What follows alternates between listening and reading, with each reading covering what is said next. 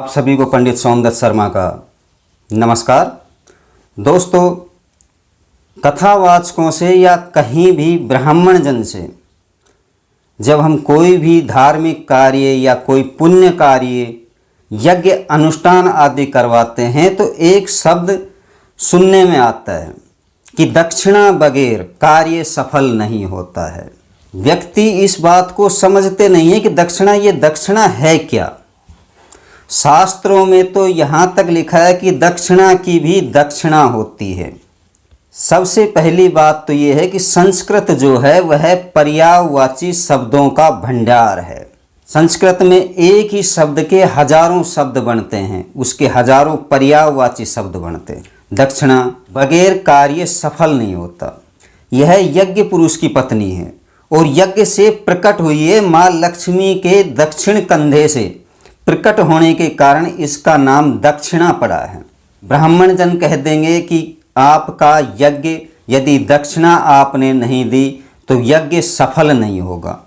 यहाँ जो यज्ञ का आयोजन करने वाला, जिसको याज बोलते हैं, वह समझता है कि भैया दक्षिणा नहीं दी तो कोई बात नहीं, अगला यज्ञ करवाएंगे और उसमें सफल हो जाएंगे। नहीं भैया, श्रीमद् देवी भागवत में लिखा हुआ है कि ये बात नहीं है। दक्षिणा का सीधा इफेक्ट जो चलता है वह पुत्र वधू पर लगता है।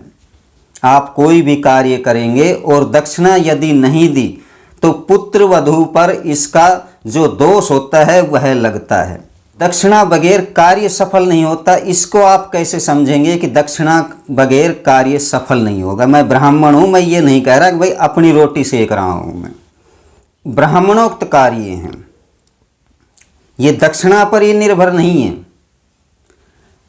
आज का नहीं, आज से हजारों साल पहले दक्षिणा निश्चित कर दी जाती थी। राजा दशरथ का यदि पुत्रेष्टि यज्ञ लोगे तो उसमें भी राजा दशरथ से श्रृंग ऋषि ने दक्षिणा को पहले ही बता दिया था कि मैं इस यज्ञ की ये दक्षिणा लूँगा। विश्वास नहीं है तो वाल्मीकि रामायण उठा के पढ़ लो। श्रीमद् देवी भागवत गीता प्रेस गोरखपुर की पुस्तक कोड 1133, इसके पेज नंबर 801 में दक्षिणा के प्रकाट्य और उसके प्रभाव के विषय में लिखा हुआ है। आप मोबाइल से डाउनलोड करके भी पढ़ सकते हो। सीधे शब्दों में दक्षिणा की यदि बात की जाए तो जिस कार्य के लिए आपने उस धर्म का आयोजन कर रहे हो और आपने ब्राह्मण को, पंडित जन को बुलाया है और उन्हें आपने दक्षिणा नहीं दी।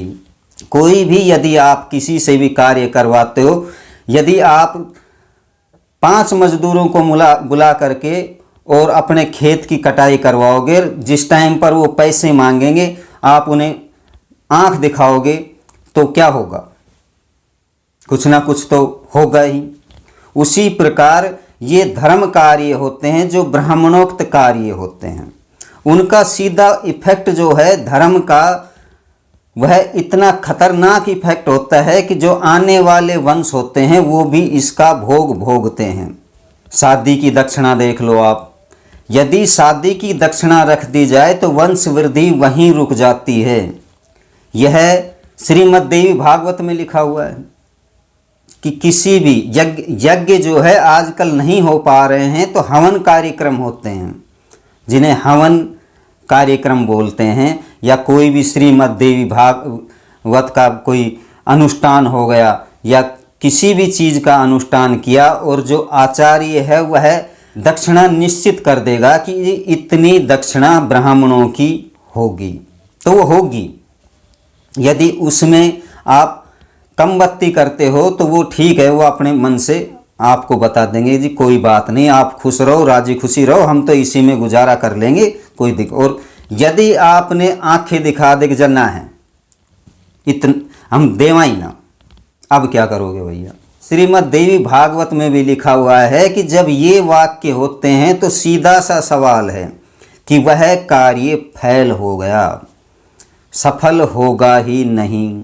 दक्षिणा का प्रारूप प्रेमी जन हैं जो मीठे बोलते हैं और मीठे खाते हैं, तो सीधा सा है कि मीठे बोलने वाले तो शुगर करेंगे, मीठा खाने वाले के शुगर होगी, लेकिन जो कड़ा बोलेगा वो रोग का नाश करेगा।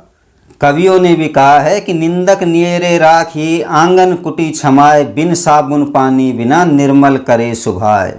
सीधा कड़े बोलते हैं कि दक्षिणा ना दी तो तेरो काम खत्म हो, गोई ना, सफल ही ना हो। ये कड़ी बातें हैं। आचार्य हैं वो बोलते हैं कि दी दक्षिणा यदि नहीं दी तो कार्य सफल नहीं होता है। अरे प्रेमी जन, प्रेम की भाषा में मत बोलो, उसे क्रोध की भाषा में बोलो कि यदि दक्षिणा ना दी तो कार्य सफल ही नहीं होगा और तुम्हारा उल्टा नुकसान भी हो जाएगा। नमस्कार दोस्तों।